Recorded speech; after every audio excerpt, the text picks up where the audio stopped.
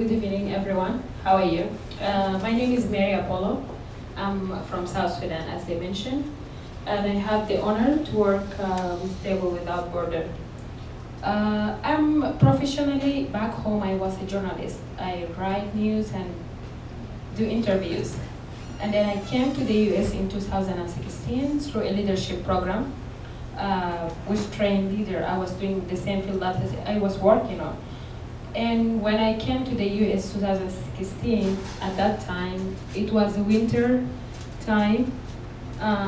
It was a heavy snow, winter time, and the climate and the weather was different, and everything was different. And then for the first time, I feel like I miss home that time because we don't have a snow there, and here it was different. And then we have a specific kind of food we cook during winter time. When the weather is cold, we have a specific food we cook to eat to keep us warm, as we say. And when it is summer, we cook different dishes. So I came here, yeah, it was cold, and then I feel at that time that I miss home. And I need to eat these dishes. So I start looking around DC area. There was no South Sudanese or Sudanese kitchen or restaurants where I can do it. And then I start to talk to my mom through online to ask her how to make these dishes. And then she will tell me how to do it. She will send me the recipes. She will tell me how to do it, and then I take photos of it and send it to her, and then correct me until I learn how to cook. So through these 3 years. And then from there, I met some of the South Sudanese community who are in the DC area, who we developed that friendship. And then with the friendship, that the food was the main component in that friendship. So we start meeting each other. Every time I invite them to my place, I cook for them, or I go to the community event and I cook there, I share. So we share this cultural dishes, because food for us there means a lot. It means it's our culture, it's the social connection that keep us together as South Sudanese, is everything. So yeah, that's it. And then from there, through these 3 years, I continue my relationship, and then I met Table Without Border. That time they have this amazing non-profit organization. They were looking for chefs from different countries to work to cook food from their back home and share it with one of the famous restaurants in DC. So we had the honor, I was very lucky to work with Alex Progress here in Washington, D.C. and with Chef Opie. He was one of the famous chefs in DC area.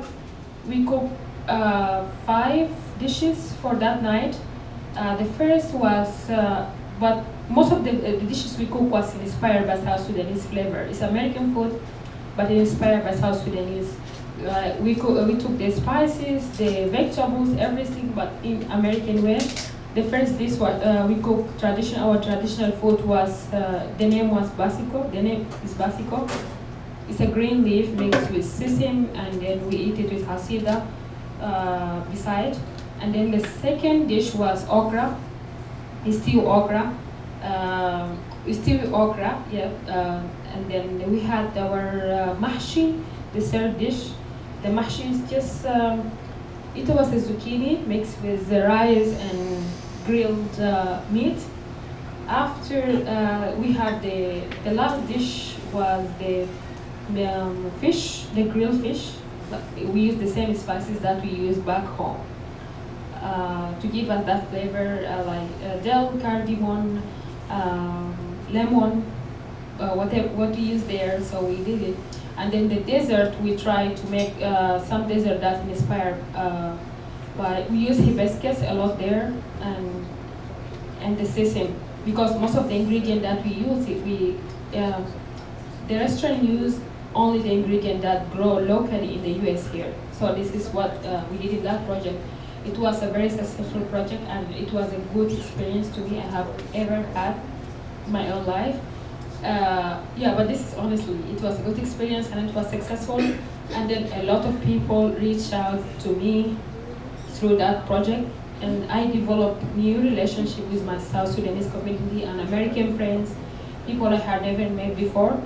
And then yeah, I received a lot of messages from the South Sudanese community, like they were telling me, we are happy that you are doing this because we have been here for many years and we want to do it, but we can't do it. And I told them, yeah, I was lucky because I found a non-profit like Table Without Border who are helping me to implement this project, and we make it real and we make it work. Yeah. I don't think there's many things to talk about, but I like food. It gives me that sense of belonging back home and being with family and the taste of food and how it smells. So all these things, like I have that emotional connection to back home. I feel like I'm in South Sudan.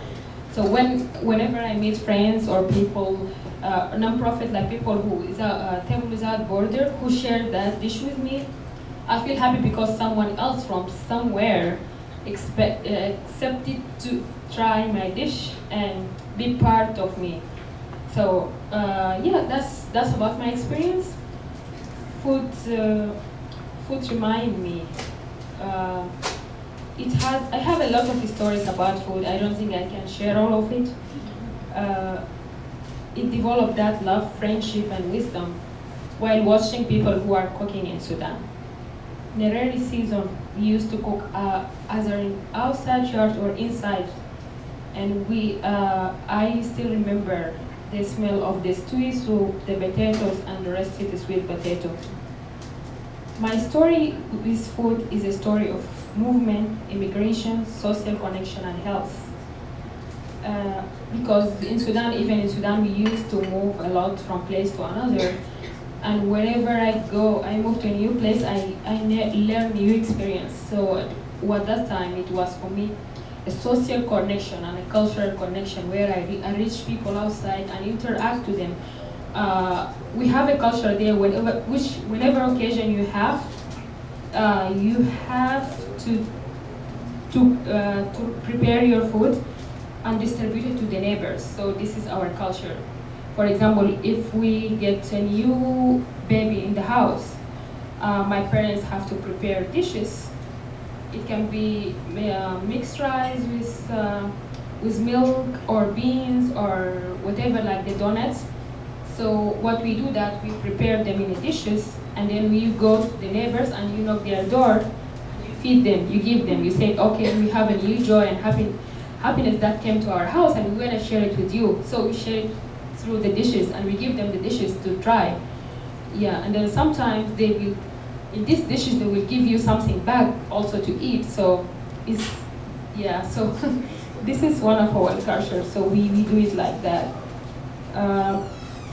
So yeah, and then most of the time, whenever we have any social event, any cultural event, we sit all of us at the same table and we try the food, and the food that connect us. And here today from South Sudan to the US, through the food experience, I really want to say that I'm feeling home. Thank you.